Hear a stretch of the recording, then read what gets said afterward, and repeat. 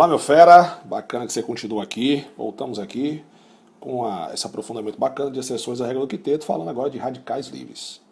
Radicais livres são aqueles que têm elétrons livres, né? Então, na verdade, eu não falei lá, mas a gente pode considerar lá os que a gente fez como exemplo, o NO, o NO2 e o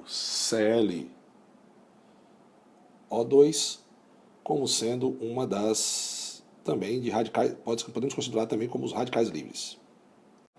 Beleza? Mas especialmente esses radicais livres que eu quero falar são radicais livres da química orgânica. Então são radicais orgânicos, certo? Quero falar dessa galera aqui agora.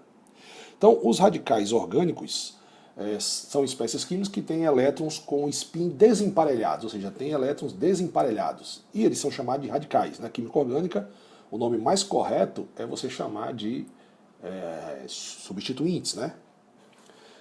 E esses caras geralmente são muito reativos e além disso, ainda tem um número ímpar de elétrons, né? Por exemplo, que é o caso do CH3. Então, o CH3, eu tenho aqui o carbono ligado a 3 hidrogênios, mas ele tem um elétron livre. Então, ele é um radical. Inclusive, é o radical metil, lembra? Esse aqui é o radical metil.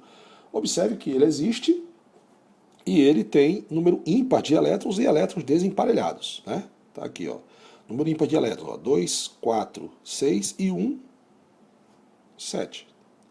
Certo? Outros radicais, por exemplo, etil, propil, né? O próprio fenil, né? Se a gente pegar aqui o fenil, um dos carbonos, um dos carbonos do fenil, que a gente representa, geralmente a gente faz essa setinha, né, assim, representando valência livre, mas esse tracinho, né, esse tracinho nada mais é para indicar que nesse carbono eu tenho um elétron livre, fenil. Então, radicais orgânicos são exemplos de espécies químicas que fogem à regra do octeto, certo? O nosso quarto caso, que eu vou fazer aqui agora, o nosso quarto caso é o dos gases nobres. Gases nobres. Aí você vai falar, Sandrão, mas eles não precisam se ligar com ninguém. Realmente não, mas a gente já sabe que consegue fazer estruturas com gás nobre, né?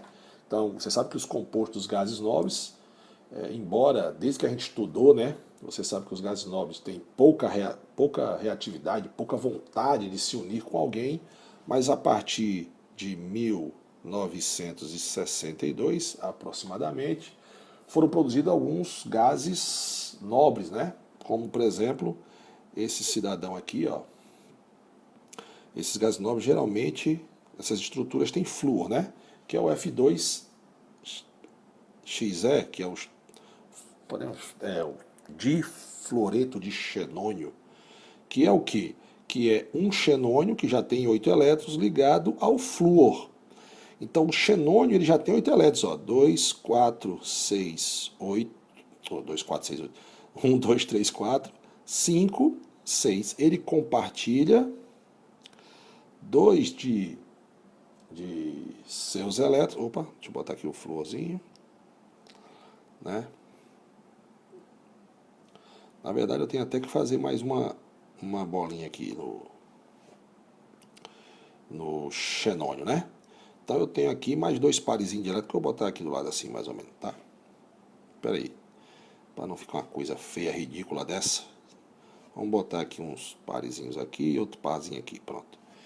E aí você vai ter essa ligaçãozinha aqui. Com isso o xenônio faz com que o flúor tenha 8 elétrons e o xenônio que tinha 8 com mais 2 do flúor, 10, certo?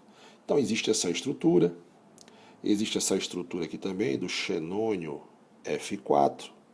Depois lá em geometria, é muito bacana você estudar a geometria dessa galera aqui. Então, deixa eu só... Aqui como é que pode ficar a estrutura desse cara? Vai ficar flúor, ligação simples xenônio, ligação simples com o flúor. Observe que o xenônio foge à regra do octeto totalmente, né?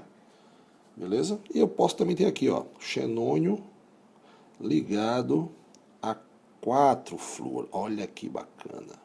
4 flúor. Certo? Nesse caso aqui, o xenônio que tinha 8, com esses 4 elétrons aqui, ele foi para 12. 12 elétrons na camada, né, de valência. E uma observação para vocês, né, geralmente esse tipo de estrutura ocorre com os gases nobres, né, que sejam grandes, né, ocorre entre átomos grandes. Como o xenônio é muito grande, certo? Essa caneta às vezes átomos grandes. A sua letra é feia, quer botar a culpa na caneta, professor? Até foda. Bom, então olha só. Uma outra observação que eu quero fazer para você é o seguinte, que você podia fazer a pergunta. E Sandra, como é que eu vou, e como saber, teoricamente, se a molécula segue ou não a regra do octeto? Eu vou fazer um aprofundamento aqui que se chama carga formal. Então, quando a gente for estudar carga formal, aí você vai saber como é que eu faço para saber se a molécula segue ou não a regra do octeto. Mas aí você já sabe que só pode acontecer nos ametais que estão a partir do segundo período da tabela periódica, isso a gente já aprendeu, e acontece nos gases nobres que tenham átomos grandes. Bacana? Fique com a gente, nosso curso é completo, aprofundado para você ter condições de fazer qualquer concurso no Brasil. Um abraço.